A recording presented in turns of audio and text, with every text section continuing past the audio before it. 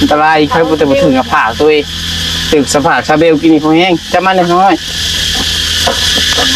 จะเป็นไปห้องหมอเนาะให้ถือกระเป๋า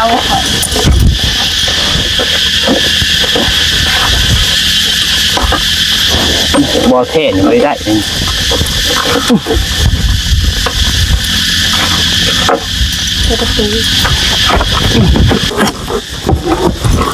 ช่างไปเลย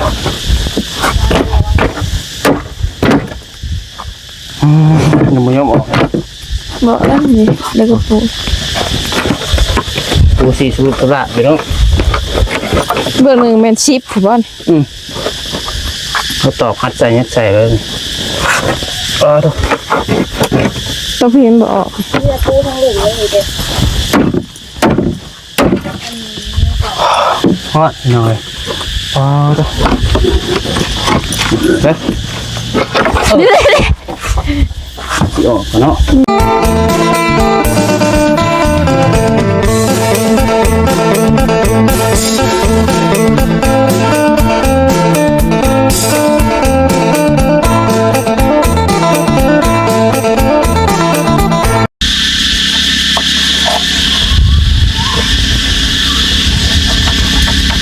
เอากราบทักทายสบายดี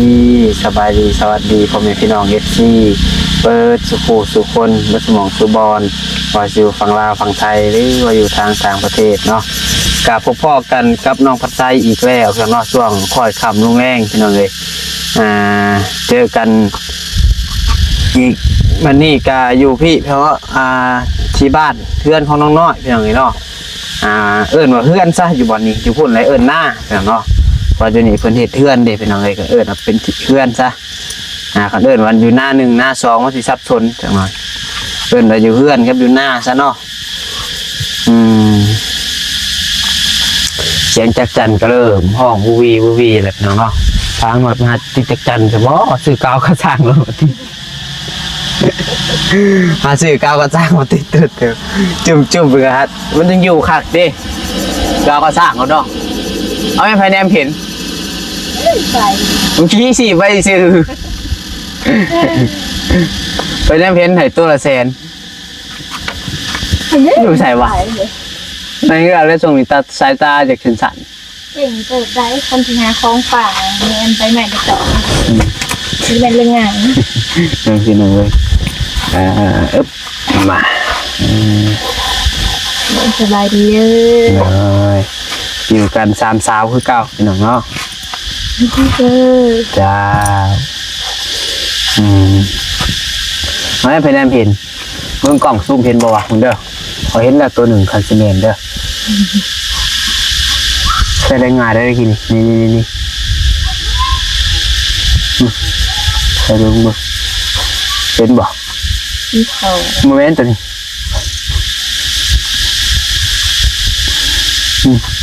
เป็นบ่นี่เป็นสีตาได้เดี๋ยวจะไปเศร้าว่าใช้เป็นเบิ่งกันจันป้อห้องลายดีอยู่ป่าผมดอกผมโอ้ยัวเงียอยู่มือก่อนหาซื้อตังมาเนาะแต่ว่าแถวเทียงน้องหน่อยก็ไล่กันหน่อยเนาะแต่เขาย่างเข้าไปเทคนิคก็มันมีแต่ต้นไม้ต่ำๆอยู่แต่มือก็สิไปหาติ๊กเป็นน้องเลยงานจักจันพอได้เมื่อนั้นเอามาบันนี้ซะไปเดี๋ยวมันเบิ่งไม้แบวเนาะแกะได้แล้วบ่เนาะลายมือเลยพี่น้องเลยใส่ขอดกันไปมาอันนั้นมันน่าก็ถอดมาก็ได้ตัวจะติดตั้งเอาก็ได้ก็สิเน็ตเลยเนาะ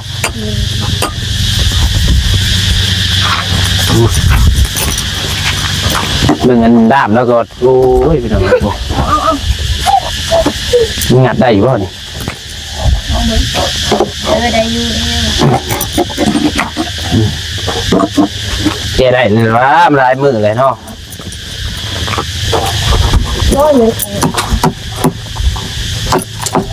ย่างไปคลอดดูสิหัว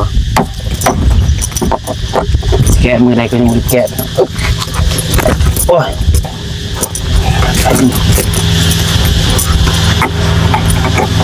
ถอดออกก็ได้ทางนั้นกระจับเอาก็ได้ถอดออกก็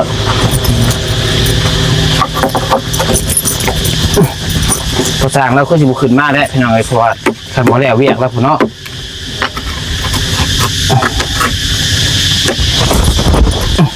แล้วแกะแบบสิไม่ยากมันได้หรอกแกะอยู่อย่างไรเคยแกะอยู่โอ้ยน่ะมาเหยียบเด้อต้องแก้คานได้ก่อนเนาะ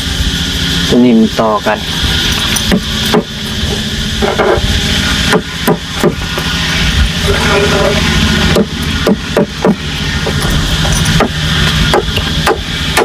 โอ้ย โอ้ ก่อนกันเนาะ โอ้ยก่อน ก่อนทรมานก่อนทรพีโอ้ย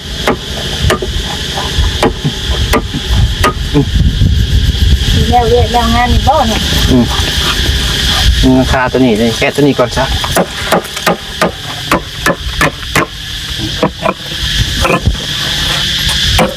ไปแม่สิก็ออกเลยนี่เบื้องบนโอ้ตัวนี้แข็งหมด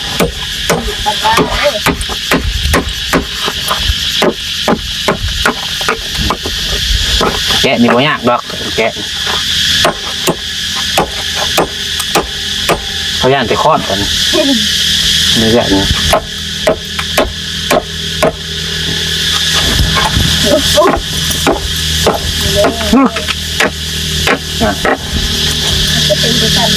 มันโอบเลยปูนโอบแล้วเราให้ปัดสร้างคนทิศโบกเอา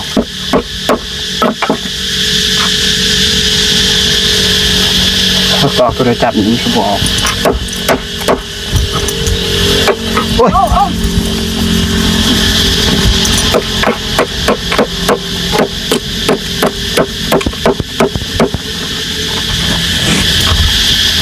ขาดเลยใช่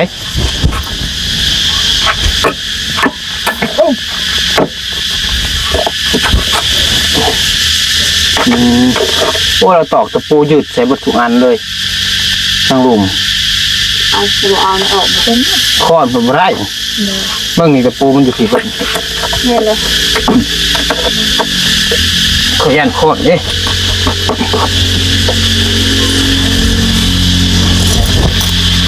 ตัวนี้ผมให้ตอกจานครับ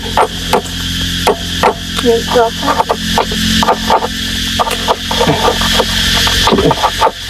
เกิดสิ่งง่ายๆเนาะแก้คันลอยบุคือแก้การขั้นนั่นเลยก็ค้อนอะไรเรื่องนะ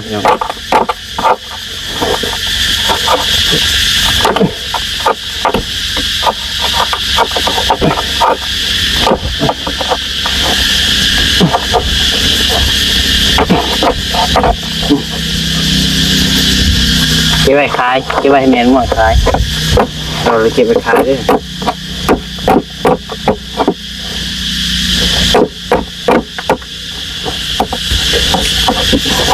เราตอกจับมันบ้าผมมียังเนี่ยความพยายามหรอกมั้ง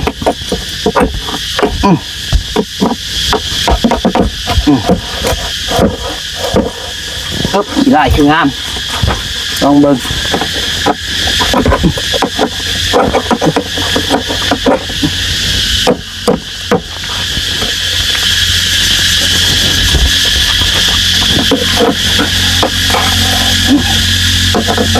มีอย่างเนี้ยความพยายาม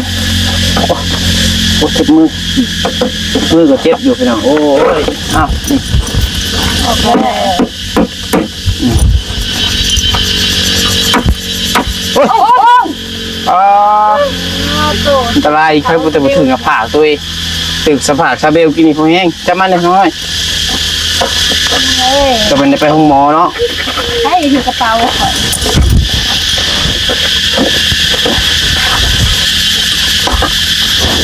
บอเทนไม่ได้ เดี๋ยวจะตีแรงกับนี้เนาะพอดี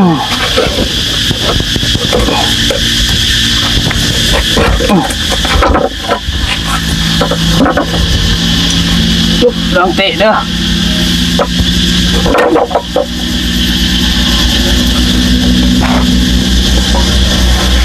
โอ้ยขอดเนาะก็ได้ยอดอยู่ดี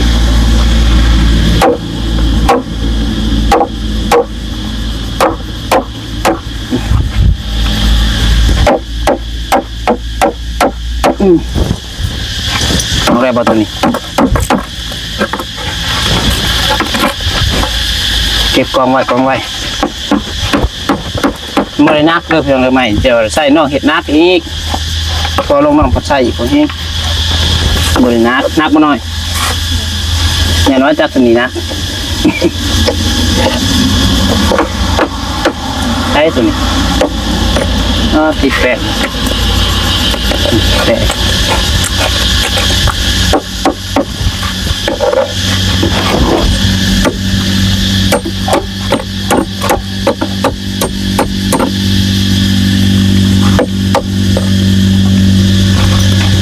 โอ้เราตอกนะเนาะขนาดข้อนดีเนี่ยงัดออกแล้ว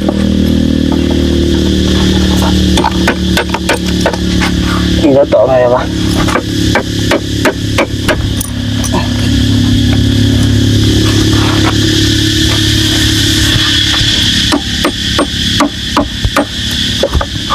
โอ้ย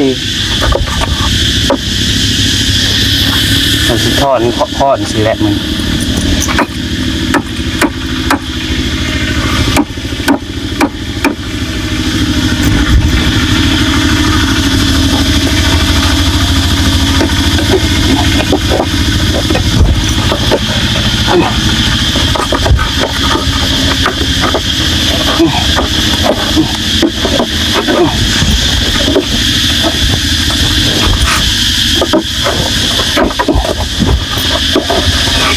เห็นเราไหมเห็นเราได้บ่โอเ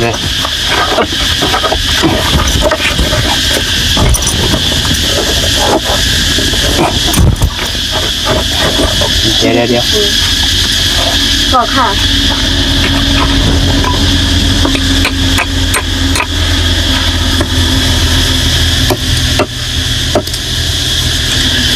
ก่อนง่อยไปใช่ปะ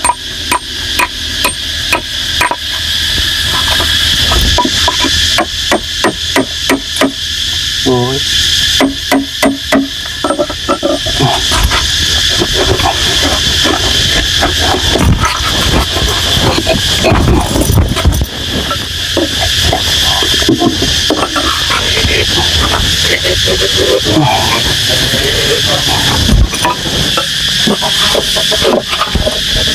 ใช่พายังโอ้มีแห้งเต็มทีนะนี่เก็บมืออยู่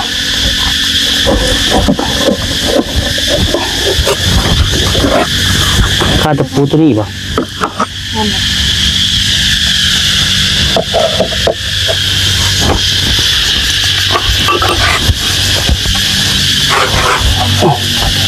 โอ้ข้าตะปูหน่อยโอ้ได้เว้ยคอนตีบ่ได้นะคอนตีได้นัดออกได้อยู่เจ็บข้อมือเนี่ยก็ดีนั่นงัดแห้งกับ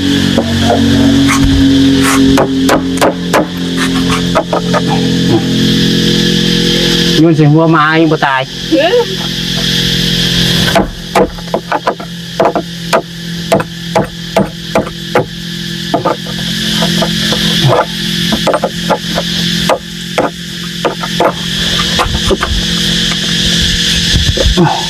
ก็ต่อเองก่อน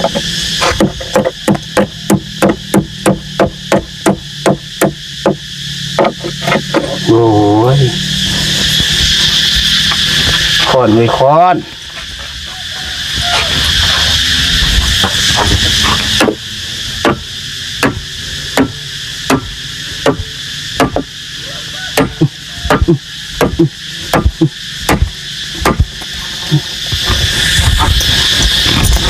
แตกยอดถึงหอดเนาะ โอ้คุยทำไม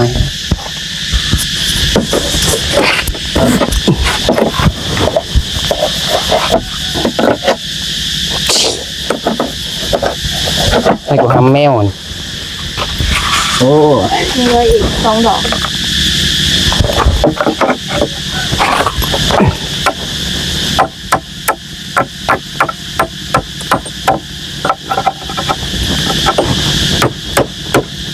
โอ้ขอด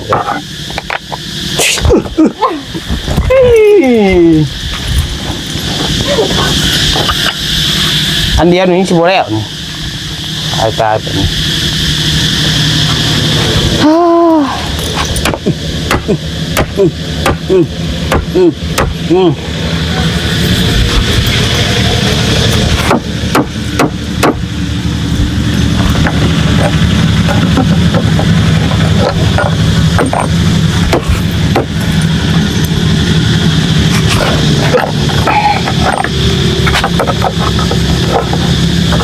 ข้าวหิว หืม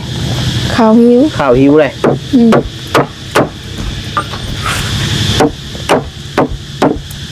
เขาบอกย้อมเขาบอกเอาออกตัวนี้เอาออกตัวนี้ไม่ได้ผมเมื่อนะเหมือน แม่นได้นอนอยู่บ่จักทำบ่แล้ว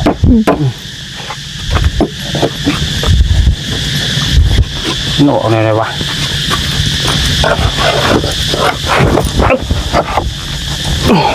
ว้าวเจ้า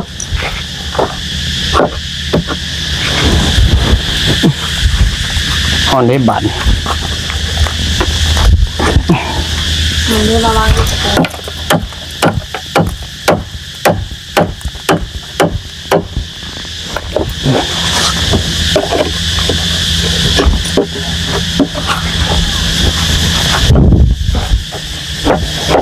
ว่ามันคาอันนี้กระปูเนาะพี่แก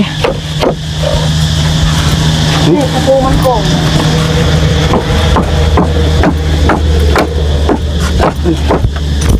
โอ้ปกติลายเล็กเล่น ลายเลย น้อยสอดไม้เขาให้ดูนี่ ฮะ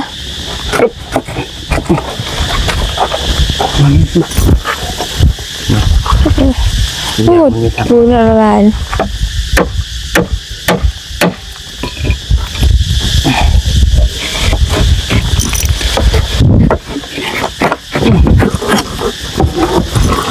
เชิงไปเลย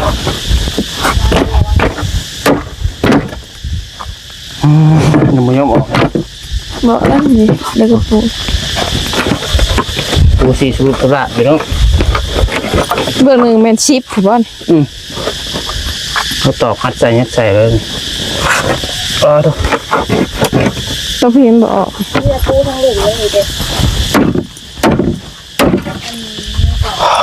ฮอดหน่อยทุกเฮ้ยออกกันเนาะว้าหักอะไรคันหนึ่งเบ้อ พืชในว่าออกบ่ พืชเนาะมันจะออกก็ได้ทำพืช สไลด์ที่บอกออก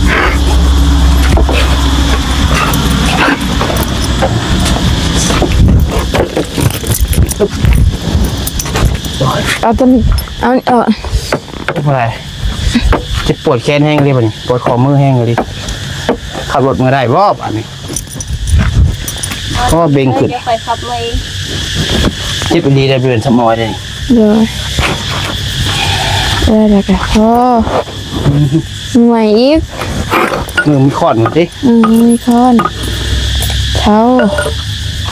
คือเราสิงัดออกง่ายๆพวกง่ายเว้ย บ่อย เพราะมันเป็นคานลอยเด้ บ่อย เจองานยากแล้ว เบิ่งนี่แหละเพื่อนว่าเบิ่งคือสิง่ายแต่กระบ่ง่ายเอาเบิ่งเงินเบิ่งตอกเตียงคือสิยากกดง่ายเลยฮะเนี่ยบุมียังง่ายเพื่อนนะพี่น้องเลย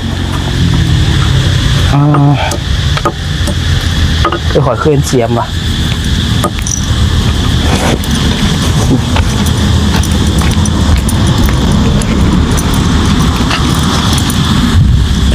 มันต้องใส่แผน2สิบ่ได้ที่บอกคันหนึ่งเห็นไหม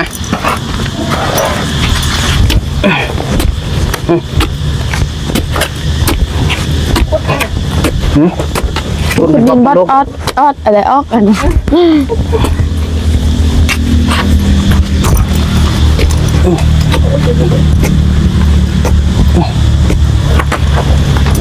เนี่ยนะ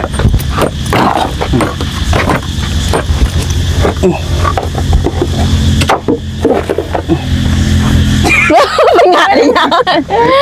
งานอีกอย่างอะนี่บ่เอาไม้เดี๋ยวออกพี่ไอ้นี่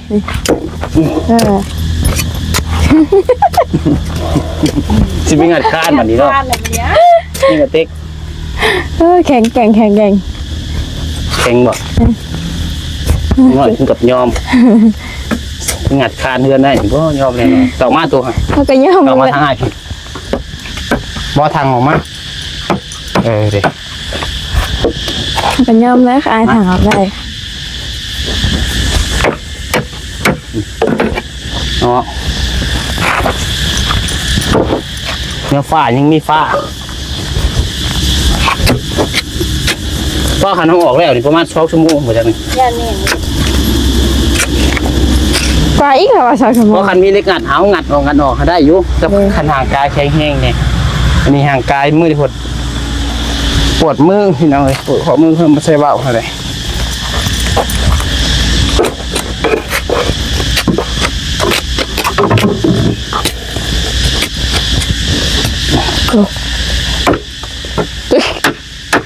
ว่าปวดแห้งดีบ่ได้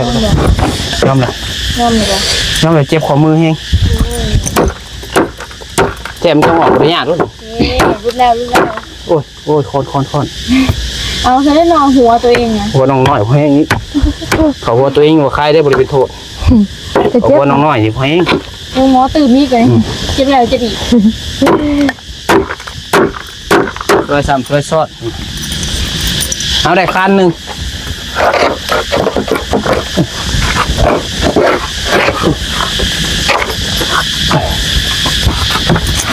เอาแล้วคันมือใหม่อีกเอาอีกเท่าอัน หาค้อนที่ดีมาเด้อได้ค้อนนี่พวกเก็บแน่ไว้ บ่แพงดอกตี้คนตีนี่กัน จะพอแพงเขาจังเบิ่งจะซิม ด้านหนึ่ง ทำตัวนั้นมันออกง่ายบ่เบิ่งเก็บไว้เมนูน้อยเก็บไม้เลี้ยงไว้ก็ได้ตัวน้อยเห็นเด้อตัวเล็กนักก็บ่ย่อ เอาตัวใหญ่ด้วย ตัวนี้เราตอกตะปูคือกันเนาะ ดอกเบิด ขอย่อมแต่ยาซะมันตอกตะปูมันงัดเนี่ยปืนขอนแม่น้องง่อยอยู่ก่อนแล้วก็ได้เก็บเลี้ยงไว้ เดี๋ยวนะ ดูสตาร์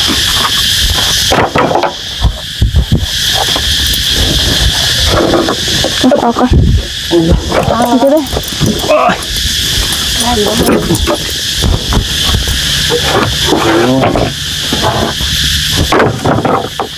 เก็บมาเอามาเดี๋ยวโอ้จะย่อสุดทน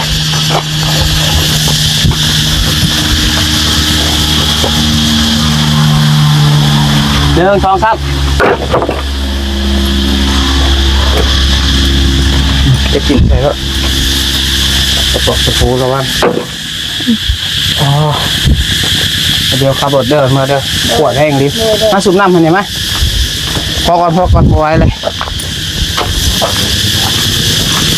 พอสิให้มันแล้วพอแล้วซ้ำให้ลองเลยมันก็3 คันเอาออกได้อยู่คะแนนว่ามีคอนตีกับบทเจ็บมือเจ็บขอมือนะเวลาผับลงมันจะเคลื่อน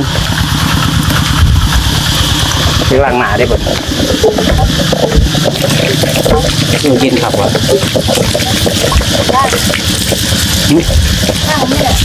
ย่างเลยบ่หน้าคอยก็ลอกเลยเราหยอดไปสิดูเป็นไข่วะ เป็นหรอกเขาคือเป็นไข่คือนอนตุ้ยคือ ตัวบ่เป็นไข่ก้อนอื่นเอาก่อน ไม่ได้ เห็ดหยอกถึงหน้าซ้ำสีเห็ดหยอกตั้งบ่ บ่เลย ไป ไว้ละพี่น้องเอ้ยเนาะบ่ได้ซ้ำเดี๋ยวจังว่ากันใหม่ซะตอนตีนี่กับป้าทิมไว้นี่บ่คนหลักอุตีเนาะ ตลาดมันจะย่อมแล้ว หลักใครเขาเอาซะมีแต่เวียดแล้วสิมาเอา นั่นแหละ ในเรื่องหาที่พัน ว่านี่แหละ